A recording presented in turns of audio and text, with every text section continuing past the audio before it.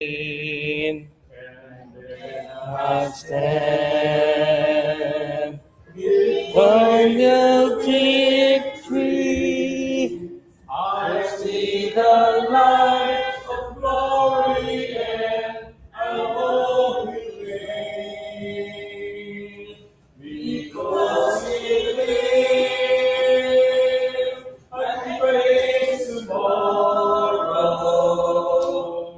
Because He lives, all will is gone. Because I know He holds the future, and life is worth the living just because He lives.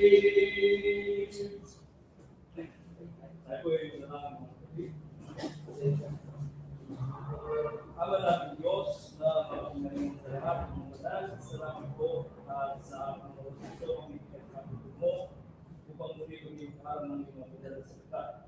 Ang mga panagagawa ko, ipatuloy kami ng kasalamatan sa lahat ng mga biyaya at mga pagpapala. Nagpipalo po sa bawat sa amin sa nakaraan ng araw ng tumahan sa buhay. Patuloy po kami pinalayo sa pamahan at mga kuminang magsasamang mga bagay. Salamat Panginoon sa mga biyaya at nagkalito sa amin. Sa mga pangkaparang namin pangangailangan naman. Dalangin namin at buhay pag-iisip ng pagkaloob sa iyong mga biyaya. Kaya hindi po ang malakasan at makikita ng kita ng bawat sa amin. Sa gating ko Ama, at dinadalangin namin ang iyong mga pangangailangan sa pag-ibig sa mga muna sa pag-aaral sa iba. Pagkalabang po siya ng sapat at kalituhan, wisdom, at kalakasan ng kanyang mga pagkakagawa upang siya yung pagpatuloy ng kanyang pangaral ng iyong mga pagkakasalita at maraming mga kalagod at kaalam ng iyong katotohanan ayon sa kanyang sulat sa Biblia. At naway mga salita mo ito, ang aming pagkakaroon ng buti ay mais ang buhay ng bawat sa amin, ito aming magamit sa aming pang-araw-araw na pamumuhay sa pagpipaglaban sa lahat ng sanlibutan.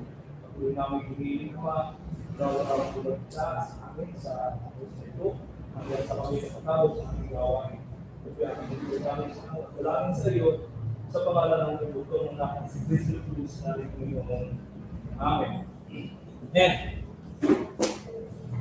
Okay, good evening everyone. Thank you for coming in our midweek service. Open your Bible in Colossians chapter 3.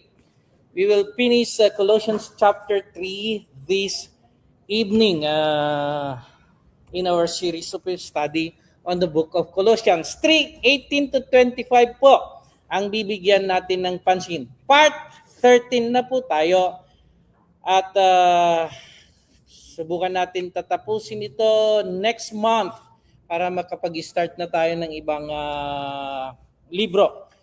Okay, dito sa Colossians chapter 13, pinag-aralan natin last week. Yung first part ng Colossians chapter 3, sinabi ng ating Panginoon na that is part 11, set our mind on things above. Kanina i-download ko sa YouTube yung part 11, then inilagay natin sa GC ng EDSA Pasay Church of Christ, then shinare ko din sa group page ng EDSA, then sa timeline ko makikita nyo rin yung part 11. Pumapatungkol dun sa ang mga Kristiyano, yung kanilang identity, then yung kanilang goal. Ano ba yung goal natin? Ang sabi ng Apostol Pablo, iset natin yung mga pag-iisip natin hindi sa mga bagay na nasa lupa, hindi sa mga material things, kundi sa mga bagay na nasa taas. That's the part 11. Then yung part 12 ay tinuruan tayo ni Apostol Pablo na maghubad at magbihis, put on and put off. Dahil Kristiyano na tayo, tinanggap natin ang Ebanghelyo, sumunod tayo sa Ebanghelyo, patayin ang ginamit sa iba. Put to death or put off yung mga bagay na dati natin pagkatao at ibihis na natin yung bago natin pagkatao. Then last part ng chapter 3, ito yung part 13 is about tungkol sa marriage, parenting, and work authority. So, ang pamagat ng pag-usapan natin, Christ is the Lord in the home, sa family natin, sa marriage natin, and even sa pinagtatrabahuan natin, He is the Lord there. So, dahil siya yung Diyos sa bahay natin at sa marriage natin at sa trabaho natin, ano dapat natin ugaliin bilang isang Kristiyano? Yan yung sasabihin sa atin ni Apostol Pablo dito sa verse 18 hanggang 25. So, meron tayong ilang puntos lang na pag-aaralan. Number 1, Christ is the Lord in marriage, 18 to 19 yon. Christ is the Lord in the family, 20 to 21. And Christ is the Lord in our workplace, 22 to 25. Kasama na yung chapter 4, verse 1. May extension siya sa chapter 4. May isang versikulo na isasama natin doon. Okay, umpisa na natin. Number 1, Christ is the Lord in marriage. So, dahil siya ang Diyos, Panginoon, sa pagtitipan o sa pag-aasawa, anong dapat ugaliin ng babae? 18, Brad, pakibasa.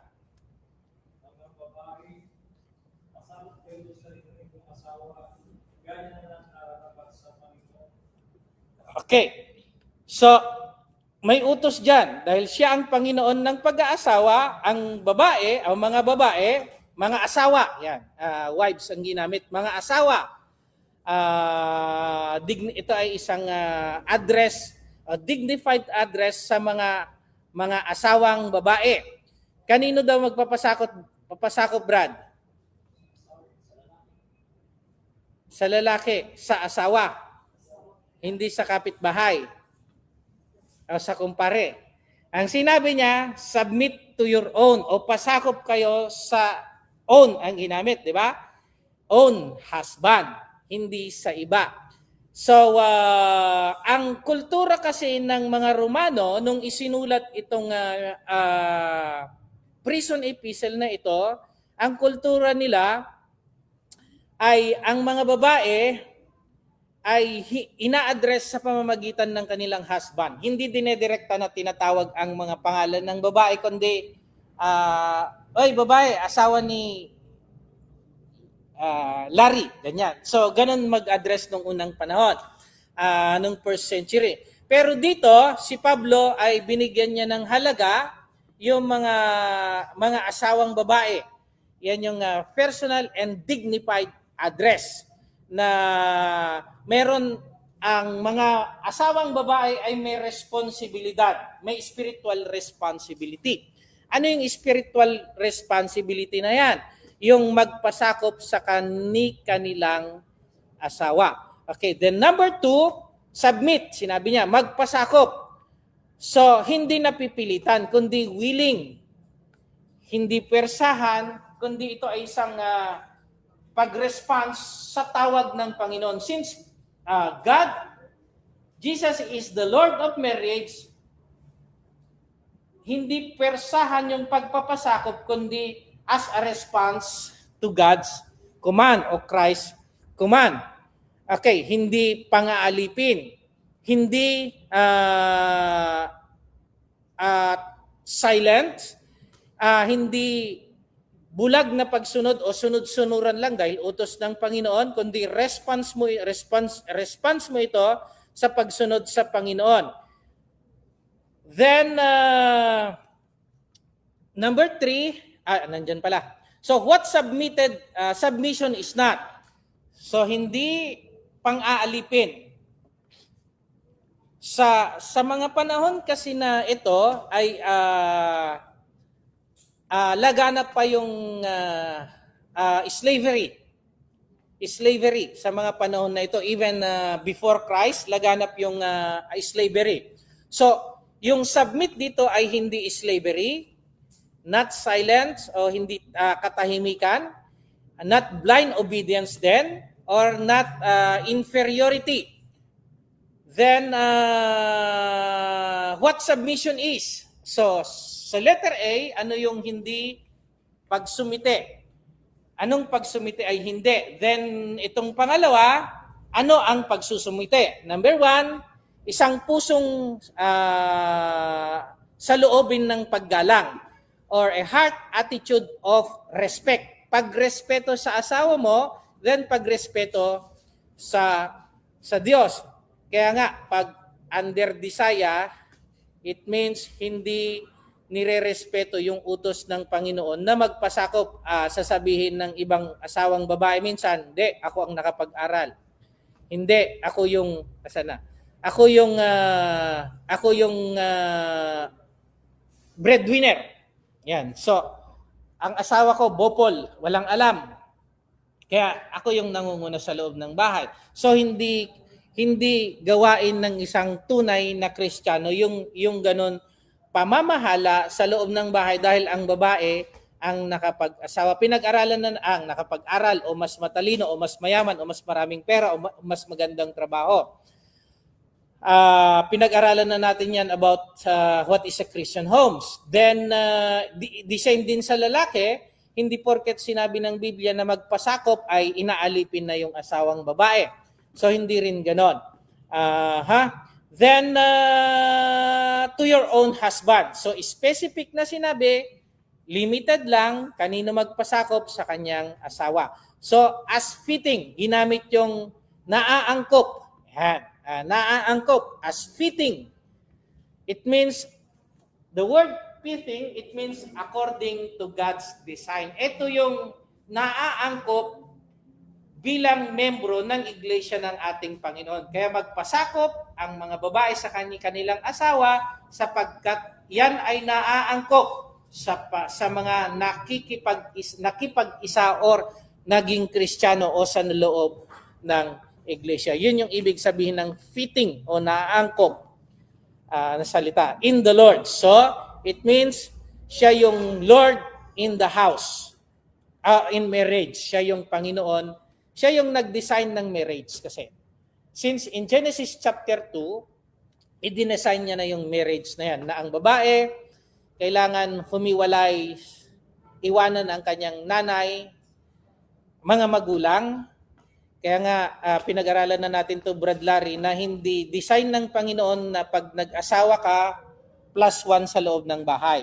Hindi nila alam kung magkano ang presyo ng bigas at saka bitchin pag magulang pa rin yung gumagastos. Hindi yun yung design ng Diyos. At the same time, minsan, inaaway yung biyenan or chinichismis. Minsan, yung biyenan, chinichismis niya yung in-law niya. Or minsan naman yung in-law ang baliktad, nagchichismis naman sa magulang. Then, nagkakaroon na ng away.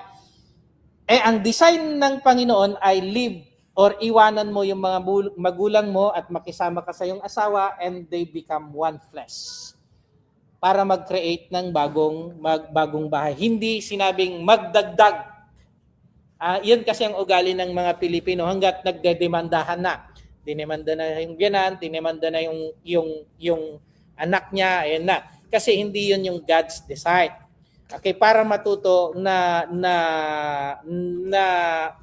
i-organize yung kanyang family. Okay, then a wife submit because Christ is the Lord, not because the husband is perfect. So kahit hindi perfect yung asawa mo, yung partner mo, na babae o lalaki, hindi perfect, ginagawa mo yon because Christ is the Lord in that marriage. Okay.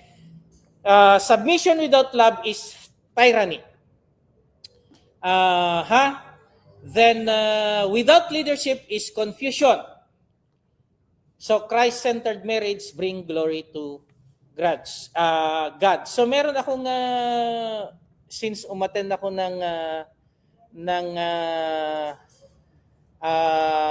study about Colossians, pinag-aralan namin ito for 2 days.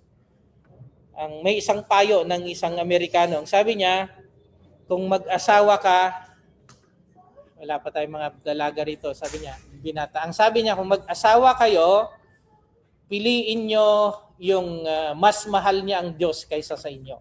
Yan. So magandang payo yun. Sabi ko, oo nga, no? Bakit? Kasi pag mas mahal niya ang Diyos kaysa sa'yo, at seek ye first the kingdom of God, number one lagi ang Diyos sa puso niya. Then number two, to follow yun. And magiging faithful yan. Kasi alam niya na yung rule ng isang Kristiyano, pag mas mahal niya ang Diyos. Okay. Then 19. Brad, Doktor. Brad, Doktor, hindi kaya? Sa harap ba? Short-sighted si Brad, Doktor.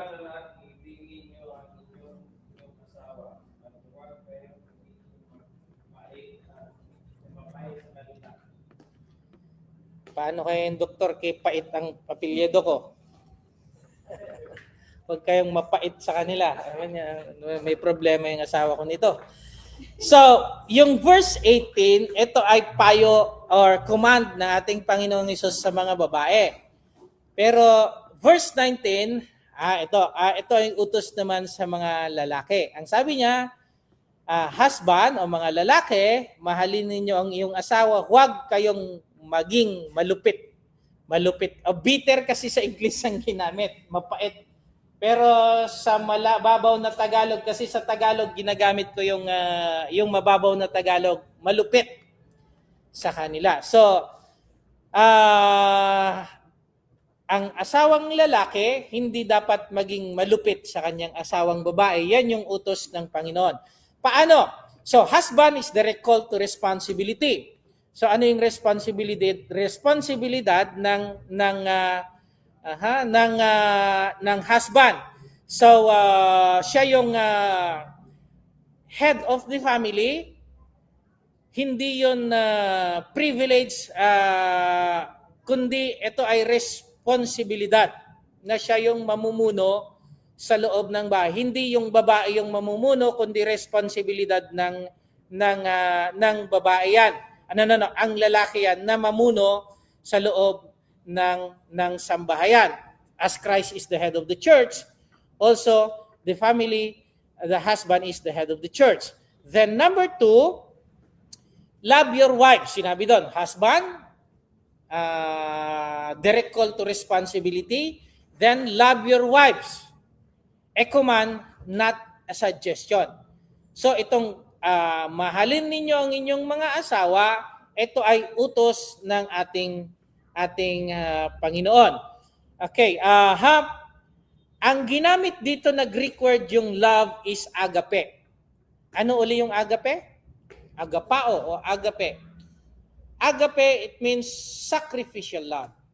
Kaya nga, lagi akong nagsasacrifice sa asawa ko kasi agape yan eh. Agape. Hindi ginamit yung pileo. Pileo kasi dito galing yung salitang, dito nang galing yung Philadelphia. Philadelphia state in US, it means brotherly love. Pileo, it means pag-ibig sa kapatid. Eros naman is, ito yung sexual love ito, between sa mag-asawa. Eros ang ginamit doon, erotic.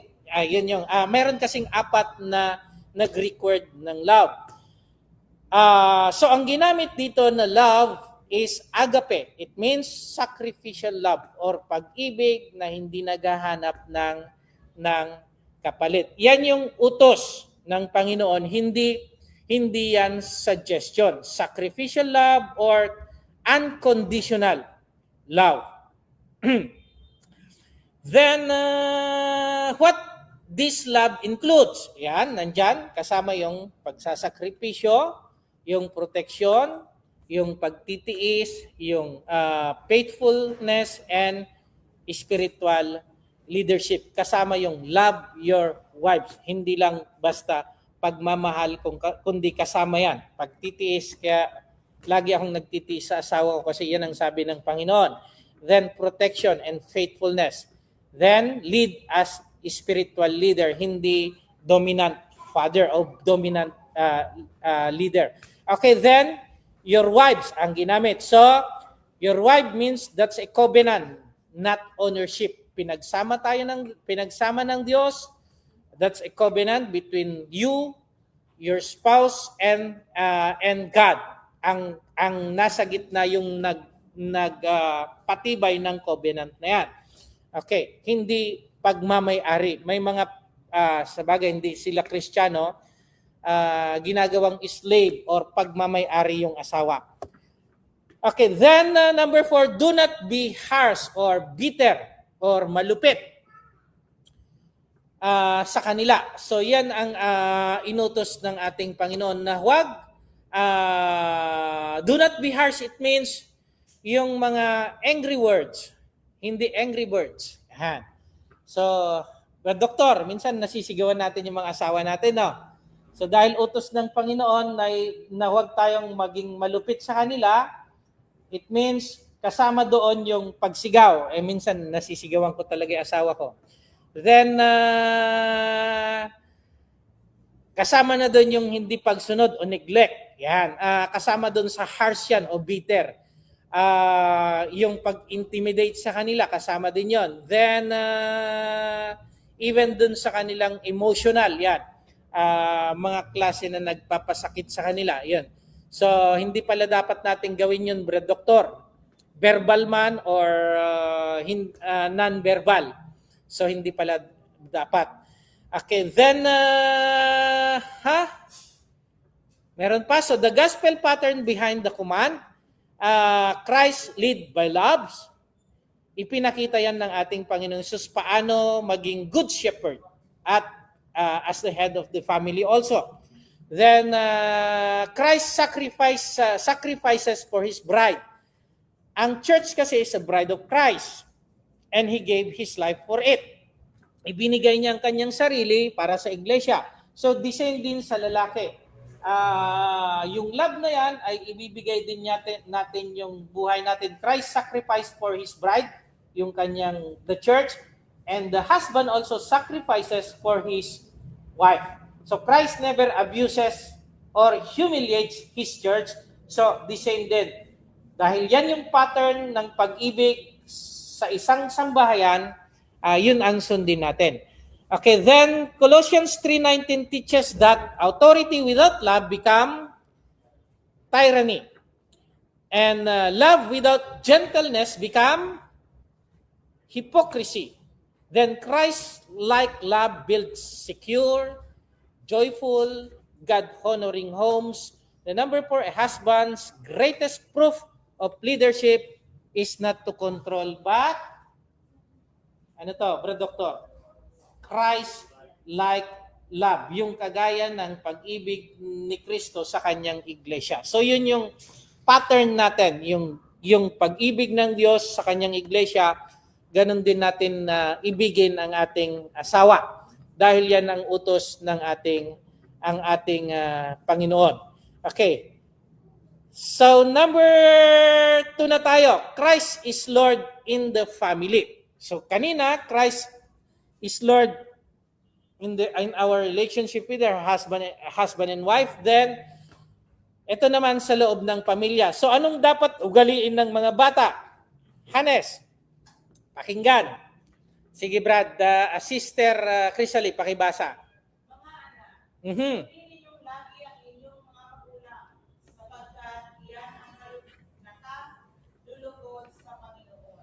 Okay, anong opposite niyan? Brad Doktor, anong kabaliktaran niyan? Sige nga, baliktarin mo nga. O Hannes, explain mo nga. Anong kabaliktaran niyan? Okay, baliktarin natin ha. Kung ang anak ay hindi sumusunod sa kanyang magulang, dito kasi yung sumusunod nakakalugod sa Panginoon. Pag hindi sumusunod sa kanyang magulang, ano yung kabaliktaran ng nakalulugod? Ano ibig sabihin? Nakabaliktaran na nakakalugod? Hindi kaaya-aya. Ano yung mas mabigat na Tagalog? May mas mabigat yan eh. Okay, so yung mga anak na hindi sumusunod sa kanyang magulang, nagagalit ang ating Panginoong Hesus. So lahat tayo magulang, ang mga anak. Even may pamilya na tayo, still tayo naging mga anak pa rin. So ang mga bata kailangan sumunod sa kanyang mga magulang.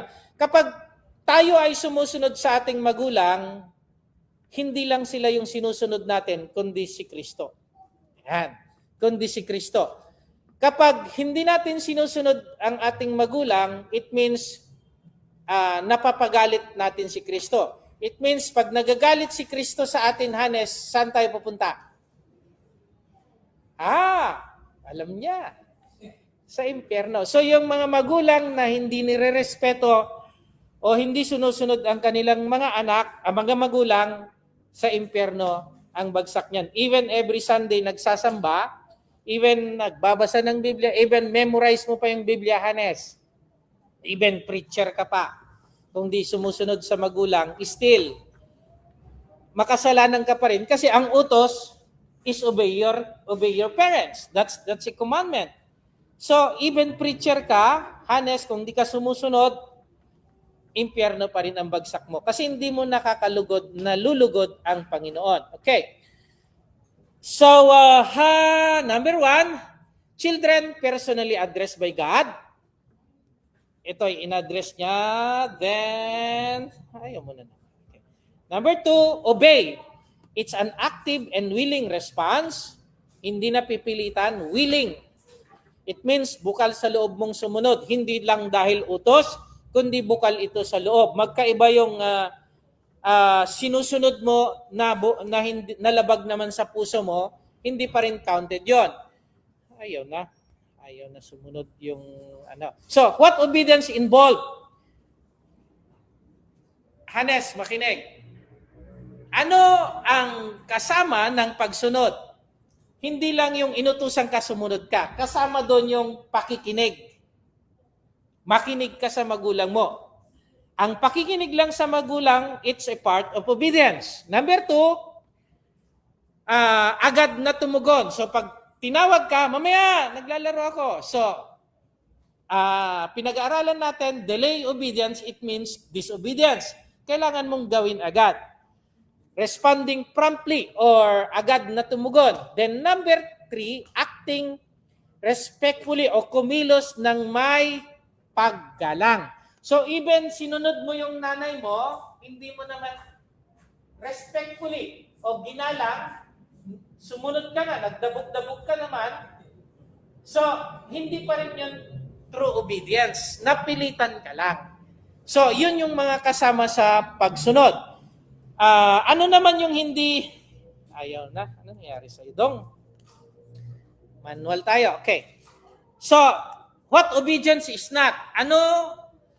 Kanina ano ang kasama sa pagsunod? Ito naman, ano ang hindi pagsunod, Hanes? Mere outward compliance o panlabas na pagsunod lamang. Napilitan ka lamang. Yan. So, hindi pa rin obedience yun. Napatay ka. Hindi pa rin obedience yun kasi napilitan ka lang. Mere outward compliance lang. Kung di lang kita magulang, di kita susunduin. So, useless din yung pagsunod mo yun. Dahil heartily obedience yun. Then, fear-based submission or pag sumite, dahil natakot ka lang. Papaluin kita. Sabi na, sumunod ka dahil papaluin ka. So, hindi pa rin tunay na pagsunod yon.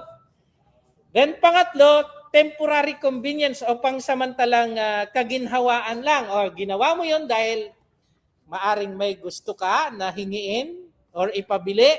So, hindi pa rin tunay na pagsunod yon. Kahit ginawa mo ng 100% ayon doon sa pagkautos sa'yo, kung wala sa puso mo, hindi pa rin tunay na pagsunod yon. Naintindihan? Lahat tayo ay mga anak. Hindi porket may pamilya tayo, lahat tayo ay may mga anak. So yan yung tungkulin natin bilang isang anak. Okay, then may dugtong pa.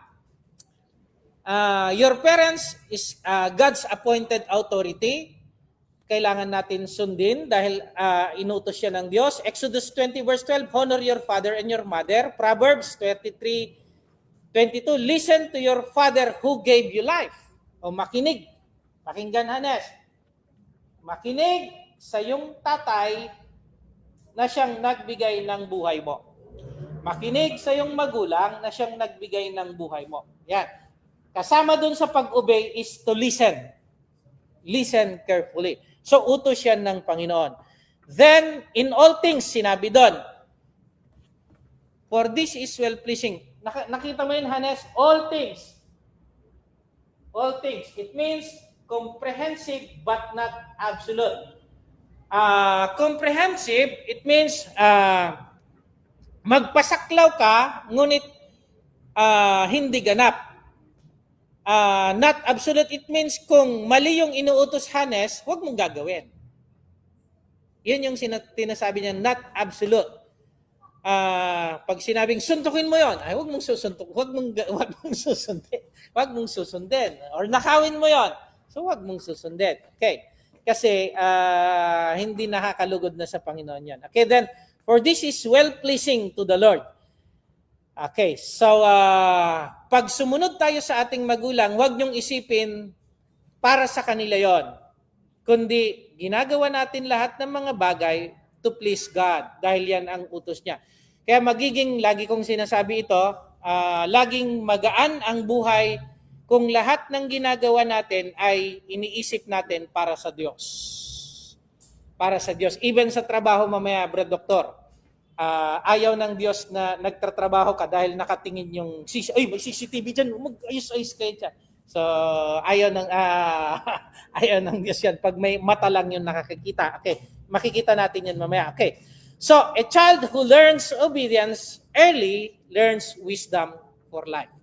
So, ang anak na maagang sumunod sa kanyang mga magulang, learn obedience early, it means yung wisdom o yung application for life ay matututo siya. Okay, then, meron pa 21, do not, fathers, mga magulang naman, na lalaki, do not provoke your children lest they become discouraged. Anong ibig sabihin yan?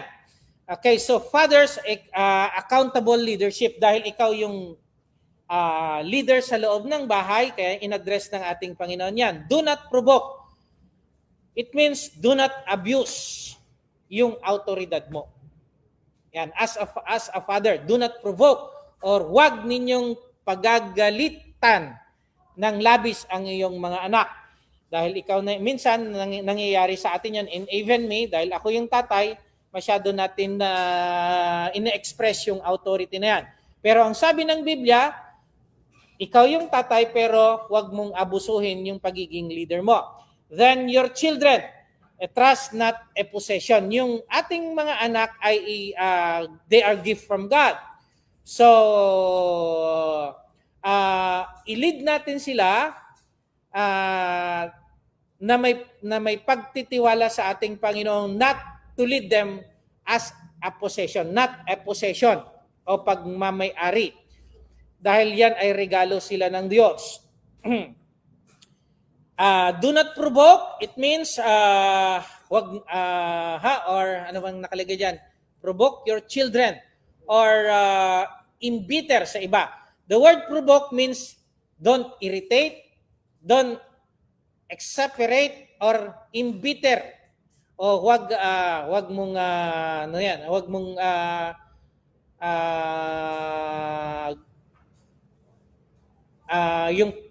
yung galit na yung sobra-sobra. Yan. Pagagalitan ng labis ang ginamit doon sa Tagalog. Provoke, yan, pabagagalitan ng labis. Huwag mong pasiklabin yung damdamin nila dahil doon sa galit mo. Then yung provoke, sinasabi din diyan, huwag mong inisin ng malala. Yan. So, kasalanan pa rin pala yun, Brad Doktor, yung iniinis mo ng malala yung mga anak. Yun yung ibig sabihin ng provoke. So pag iniinis mo yung anak mo at spark ng galit, yun yung provoke. So nagkakasala tayo pag ganon. Yung sobrang nainis na at nagalit na. Okay, yun yung ibig sabihin ng provoke. Okay, then your children trust them lest they become discouraged the serious consequences. Kaya bawal tayong magalit, mag-provoke kasi baka madi-discourage sila. Yan.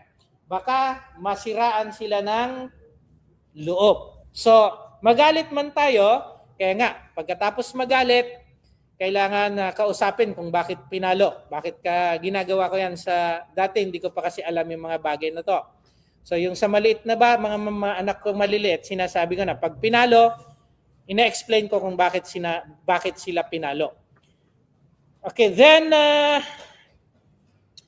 the gospel pattern for fathers. So binigyan tayo ng Panginoon ng pattern. Paano even pinag-aralan natin yan. Pag nagalit tayo, dapat hindi nagkakasala. Okay, then fathers equal accountable. Bumalik. Do not provoke. Yeah, bumalik. The provoke means to irritate, exasperate, or embitter. And then, common ways father provoke children. Ano yung mga common ways, mga ginagawa natin para mapagalit yung mga ating anak? Number 1, unrealistic expectation. Ito yung ginagawa minsan ng asawa ko sa aming mga anak na pag umalis, pagbalik ko, bibilang kita ng ganito. Yan. So that is unrealistic expectation. Yan. O dadalhin kita sa ganito. So nagagalit yung mga bata. So yun yung ibig sabihin ng provoke, Brad Doktor. Then constant criticism o palaging pamumuna o pangbabatikos sa mga anak. Yan. Minsan may ugali yung asawa kong ganyan. Constant criticism. Ay, ikaw kasi ganyan. Yan, okay. Minsan ganun din ako. Then number 3, harsh or inconsistent discipline. Inconsistent discipline, ito yung galit ka ngayon sa isang bagay, then sa susunod ginawa niya ulit pero hindi ka nagalit. That is inconsistent. Kailangan kung magdisiplina ka, pinagbawalan mo na ngayon, tuloy-tuloy yun. Magiging consistent ka. But Doctor, even favoritism, it's a part of provoke your children. Ayun, no? Yung mga ways fathers provoke their children. So, bawal din pala yan, Brad Larry. Kasi, pag paborito mo yung isa, magtatanim ng galit yung isa. So, pag ganun pala, nagkakasala tayo. Kasi ang utos, huwag silang paggalitin. Okay. Then, emotional neglect or kakulangan ng emosyon sa pag-aaruga o pagpapabaya sa damdamin nila. So, kung nag-emote sila, nagagalit sila, so kailangan natin bigyan ng pansin yung mga bagay na yan. Yun yung mga ways to provoke our children na kailangan natin iwasan. Okay, then, Colossians 3:21 teaches that authority must be guided by love, discipline must be protect the heart, fathers shape not just behavior but hope na magkaroon sila ng pag-asa, hindi sila mawalan ng loob. Number 4, strong discipline without encouragement produces weak heart or manghihina yung loob. Then loving guidance produces enduring faith. So yun yung pagkakaiba. May paggabay na pagmamahal o galit na may pagmamahal that produces enduring faith. Then kung masyadong exaggerated tayo or pinapanangnan natin yung pagdidisiplina na without encouragement, hindi natin sila kinakausap kung bakit pinalo natin o pinagilitan, manghihina yung kanilang pag-asa at ang kanilang puso. Okay. Then number 3, tatlo lang ito. Tatlo lang. So, bond-servant naman. Ito na, yung mga trabahador, wala nang mga alipin sa ating panahon ngayon. So anong dapat trabahuin ng isang empleyado sa isang may boss? Ayan. Ano ang dapat ugaliin ng may boss, Brad Doktor? Basahin mga Brad Doktor kay trabahador tayo. Ano ang dapat ugaliin dahil pinapasahuran tayo? Minsan kasi, Brad Doktor, nagtatrabaho na lang tayo dahil may sahod. Tama? Pero meron pala dapat ugaliin ang mga trabahador. Yung mga mga employee. Sige, Brad. Nag-iiba kayo sa mga partner. Sa mga yaw ayon sa laman ng iyong mga laman ay inyong mga paningin ng kaya ng bigay tungkol sa trabaho, kundi sa kapatan, puso ng mga tao sa Panginoon. Okay, so Banser Ban. Ang Banser Ban, ito yung mga empleyado sa ating panahon, mga trabahador na under authority ng mga sa ating panahon ngayon yan.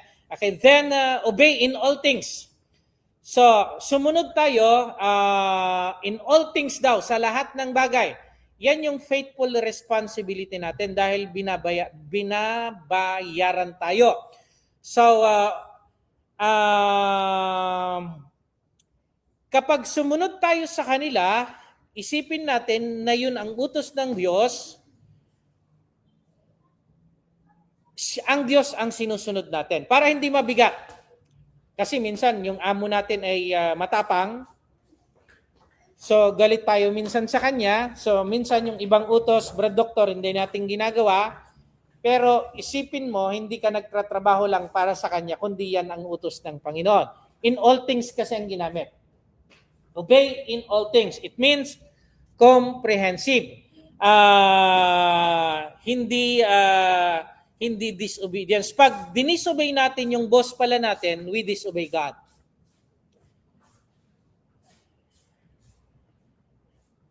Narinig mo yung Brad Doktor? Empleyado tayo eh. Pag dinisobey natin, dinisregard natin yung boss natin, we disobey God. Kasi in all things ang ginamit diyan. Pero hindi pa rin absolute. Kagaya ng Acts chapter 5 verse 29, I rather obey God rather than man. So kung against dun sa utos ng Diyos, huwag mong susundin. Kasi ang Diyos yung pinaka mataas na boss natin. So your master according to the flesh, meron siyang limited authority kasi under ang mga boss natin is under the authority of God then. So limited lang yung authority nila sa atin. Kung against sa Diyos yung utos nila, wag natin gagawin. Although sinabi doon in all things. Pero hindi ibig sabihin na that's comprehensive but not absolute. Kung against sa Diyos, hindi natin dapat sundin. So not with eyewitness. Anong sabi niya dyan? Yung mga tao, may nakakakita man o wala. Si Mrs. masipag lang yan pag nandyan yung amo. Pero ang sabi ng Biblia, magtrabaho tayo ng maayos, may nakakakita man o wala, maglingkod kayo. So, ang mga empleyado, hindi men pleasers. O pag nandyan lang yung boss o yung mga bosses o yung matataas. That is hypocrisy o hipokrito na maraming ganyan na empleyado, even ako noon. Minsan nga, natutulog pa ako eh. Bantayan, sabi ng kasama ko, supervisor ko, natulog siya. Mamaya ako naman So 1 oras tulog ako. Hindi pa uso CCTV noon. Okay. So but in sincerity of heart. Yun yung sinabi niya. Sana kalugdan lamang ng mata, kundi bakit tayo sumusunod? Hindi sa men pleaser o dahil may nakakakita, dahil sa kayo'y tapat at may takot sa Panginoon. So pag di tayo sumusunod or pag may trabaho, maganda yung trabaho lang natin pag may nakakita sa atin, hindi natin napapangiti ang ating Panginoon, hindi natin siya na-please. It means insincere yun, hindi sincero yung pagtrabaho natin.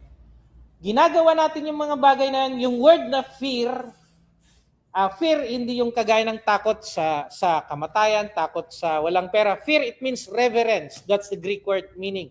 Yung fear, it means paggalang sa Diyos. Hindi yung takot sa ating panahon ngayon. Yung sinasabi niyan, ginagawa natin yun dahil may paggalang tayo sa Diyos. Okay, yan yung ibig niyang sabihin. Okay, then, naulit. Okay, diyan ka na. Okay, so Colossians 3:22, anong tinuturo niya? ang paggawa ng banal. Work is sacred. So, saan ka man naka-assign, Brad Doktor, that is sacred. That is your duty as a Christian. Hindi ka nilagay dyan para walang purpose. Minsan, yung sa trabaho natin, i-minomold tayo bilang isang Kristiyano din. Na hindi lang tayo men pleaser. It means, pag nagtatrabaho tayo, naipapakita na Kristiyano tayo, sumusunod tayo, hindi dahil dun sa sahod, kundi dahil Kristiyano tayo. Okay. Then, number 2, integrity matters more than visibility. So, mas mahalaga ang integridad bilang isang Kristiyano kaysa papuri. Yan. So, Christ is the true master. Sumusunod tayo, hindi dahil pinapasahuran lang natin, kundi ang tunay na boss natin ay si Kristo. Ayan. Ang tunay na boss natin si Kristo. So, hindi ka man nakikita, magtrabaho ka kasi nakikita ka ng ating Panginoong Hesus. The number 4, the Christian does not work for approval. Tingnan niyo ito. Number 4. Ang mga Kristiyano ay hindi nagtatrabaho para sa pagsang-ayon ng tao or men's approval, kundi mula sa taus-pusong paglilingkod at debosyon sa Diyos. Mahirap isabuhay ito, Brad Doktor. And si Mrs. Mahirap sa buhay ito, pero kailangan natin practicein. Ang sabi niya, ang mga Kristiyano ay hindi nagtatrabaho para i-please ang mga tao, work for approval of men, but nagtatrabaho tayo dahil yun yung devotion natin sa Diyos. Yan. Paglilingkod at devotion sa Diyos. So pag nagawa natin yon, pag sinabing Kristiyano ka, taga Church of Christ ka, alam nila kung anong ugaling mga tunay na anak ng Diyos. Okay, then Christ is the Lord in the work, and whatever you do, yan yung pang-closing sa chapter 3, whatever you do it heartily. So ano man yung ginagawa, gawin mo ng may buong puso. Maliit man yan o malaking bagay na parang sa Panginoon kayo naglilingkod. Ginamit niya pa yung parang. Do in heartily as to the Lord and not of men. So lahat ng ginagawa natin, si Inday. Diyan si Inday. Huwag tayo magtrabaho dahil may salary tayo, maliit o malaki, kundi nagtatrabaho tayo, inilagay tayo ng Panginoon doon, so magtrabaho tayo as for the Lord. Paglilingkod, hindi sa mga tao, kundi paglilingkod sa Diyos. So even workplace, ginagamit tayo ng Panginoon para magliwanag. Tandaan natin, ang mga Kristiyano ay mga ilawan sa mundong ito. So kung saan ka naka-assign na trabaho, kailangan mag-reflect doon yung pagka-Kristiyano mo. At doon sa pagtatrabaho natin, nag-pre-preach tayo. Nakita mo yung Brad Doktor? Even sa pagtayo mo lang, pagsagot mo sa boss mo, pag-response mo sa mga trabaho mo, nag-pre-preach ka. Talaga si Brad Doktor. Kristiyano siguro to. Even hindi mo sinasabing Kristiyano ka. Kristiyano siguro to. Ang bait eh. Ang galang sumagot eh. Maayos talaga eh. So, Kristiyano siguro to. So, sa pamamagitan ng pagkilos natin, pananalita, pagtindig, pagsunod, nag-pre-preach tayo. Even hindi binubukas yung bunganga natin. Nakikita si Kristo sa atin. Ang sabi ng Apostol Pablo, you are my letter, kayong aking mga sulat, read and known by all men.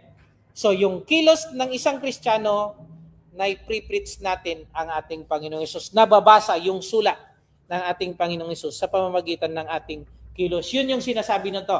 Ask to the Lord and not to men. So pag nagtatrabaho tayo sa workplace natin, nag-pre-preach tayo, even hindi natin binubuklat yung Biblia. Okay.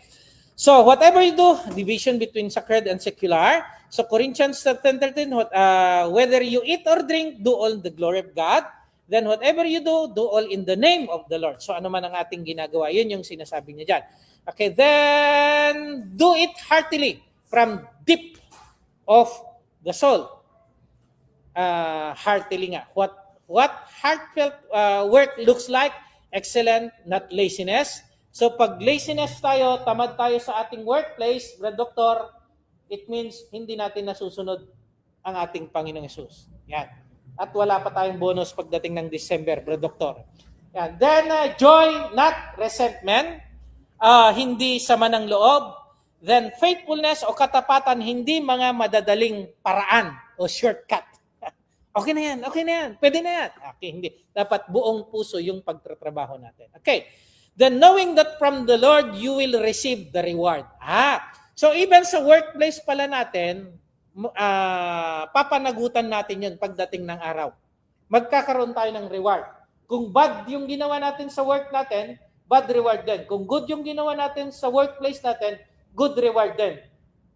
Reward of the inheritance for you serve the Lord Christ. So hindi lang, so ang sinasabi ng chapter 3 verse 18 to 25, ang isang Kristiyano hindi lang confine or hindi lang tungkol o nakatali, Brother Larry, yung pagpunta mo sa simbahan, yung pagbabasa mo ng Biblia, yung pag-aawit mo, yung pagsosunglid mo, hindi lang doon nako-confine ang Kristyanismo. Ang Kristyanismo, ine-extend niya sa loob ng bahay mo because Christ is the Lord in the house. Sa relationship ninyo bilang mag-asawa because Christ is the Lord of marriage, and even sa trabaho because Christ is the Lord of the workplace. So, again, ulitin natin ang pagiging Kristiyano, hindi lang yung magsamba ka, mag-Lord Supper ka, kumanta ka, mag-pray ka, umupo ka dyan, hindi lang yon. Kundi sa lahat ng ginagawa natin, kasama doon ang buhay ng isang Kristiyano at nagliliwanag tayo at nag-preach tayo sa pamamagitan ng ating ginagawa sa loob ng bahay, sa relationship natin, sa anak, sa asawa at sa relationship sa trabaho natin. Okay, so, but he who does wrong will be repaid. So pag bad ang ginawa natin, for what he has done, and there is no partiality. Ang Diyos ay hindi nagtatangi. Okay. Then master, that is 4 verse 1 na to. 4 verse 1 na ng Colossian. Mga amo, yan. Si Larry, amo niya yung sarili niya eh. Wala kang boss, di ba? Master, mga amo, maging mabuti at makatarungan kayo sa mga alipin ninyo or mga trabahador ninyo pag mga boss tayo. Alalahanin niyo yung kayo rin ay mayroong amo sa langit. So hindi na natin ganong emphasize to kaya wala naman tayong mga business. Okay, pero tandaan natin pag may business na tayo someday, may hindi lang tayong amo, may amo din tayo sa langit. Okay. So summary na tayo. Verse 22, work with integrity. As a Christian, work wholeheartedly, hindi half-heartedly, kundi buong puso para sa Diyos.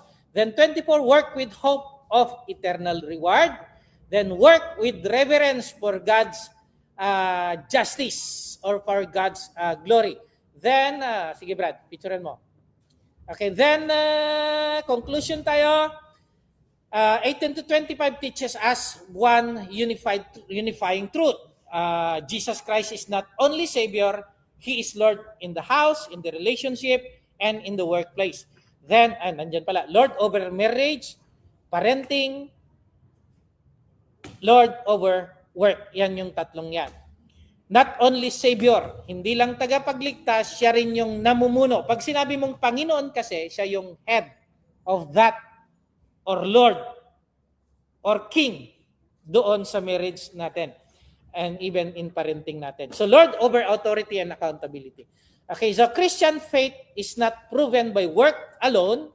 Look at this. Ang tunay na pananampalataya ng isang Kristiyano, hindi lang na-prove sa salita, ay naniniwala ako sa Diyos. Mabait ako. Word alone, but Christ-like living in ordinary life. So, nai-prove yan sa pamamagitan. Kaya Christianity is a way of life. Paraan ng pamumuhay. Paano ka namumuhay sa trabaho mo? Paano ka namumuhay sa pamilya mo? Paano ka namumuhay sa daan? Paano ka namumuhay kung nasaan ka?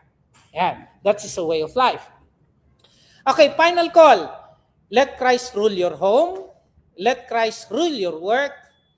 Let Christ rule your heart. Pag siya yung naghari sa bahay, sa trabaho, at sa puso natin, ano mangyayari, Brad Doktor? Maganda ang kinakalabasan. At the same time, sa langit ang bagsak natin. Magkakaroon tayo ng buhay na walang hanggan. Okay, thank you very much. That is 56 minutes. Wow. Any question? Question? Brad Doktor? Meron? Wala? Ash? Brad? Ah? Mali. Dagat. Sa dagat? Tinapon mo.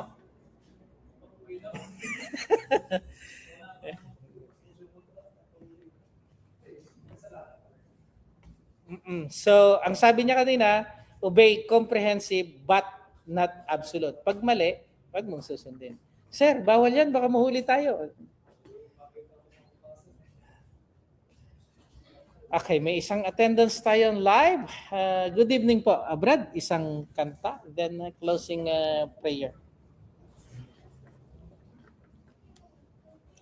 663. Alam mo yung to the work? To the right. Yan na lang. To the work, to the work. 580. 588. Trabaho tayo. 588. At closing prayer ko ulit. Si Brad Doktor. Ay, si Brad Doktor. Closing prayer ka. 588. To the world.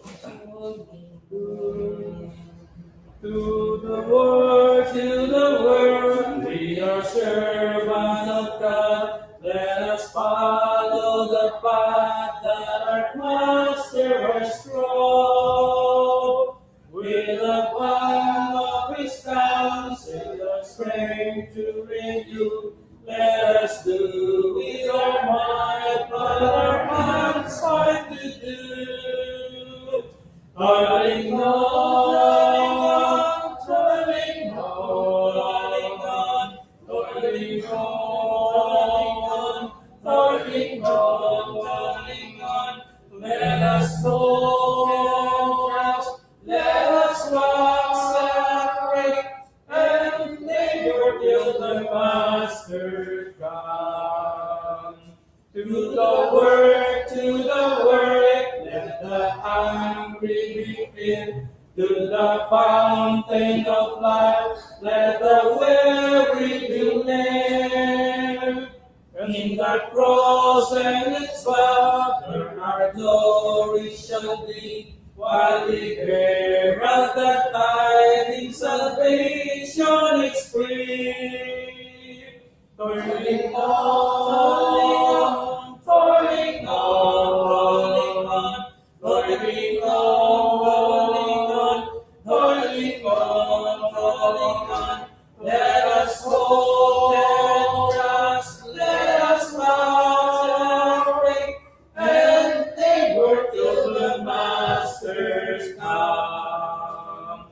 To the work, and the strength of the Lord, and the robe and the crown shall our labor reward. In the home of the faithful our dwelling shall be, and we shout with the ransom salvation is free. Toiling on, toiling on, toiling on, toiling on, toiling on, toiling on. Let us focus, let us concentrate, and labor till the Master's come.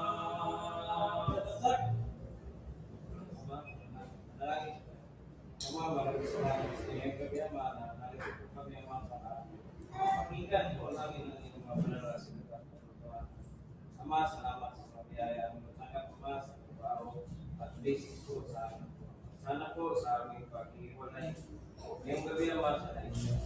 ingatan, ilayo sa aming kapamakan, karamdaman sa kitama.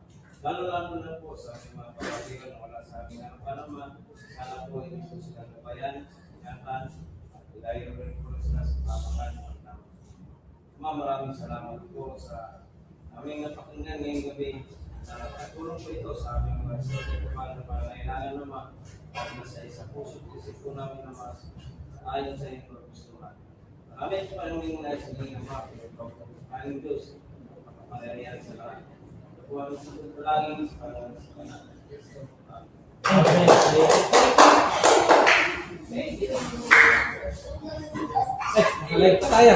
Oh, bye-bye po. Brad, galing ka trabaho? Bye-bye. Tapos na po yung live natin.